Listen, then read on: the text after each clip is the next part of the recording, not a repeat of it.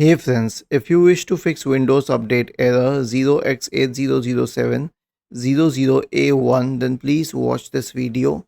I will guide you through the resolutions. The first solution is to simply restart your computer and try again, but usually it won't work. So here's what you can do. Run the Windows Update troubleshooter.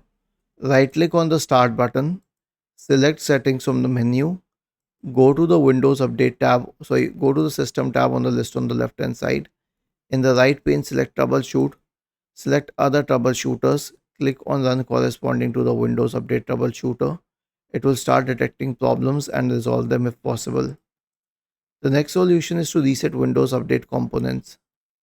So search for Reset Windows Update components. Okay, I'll share the script with you in the description section.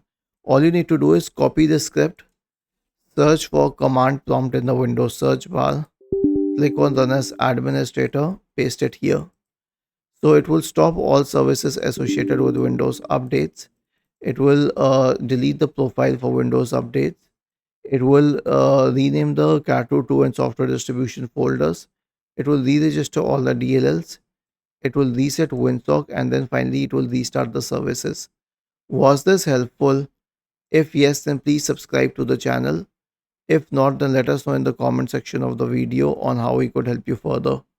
Thank you for watching this video and have a nice day.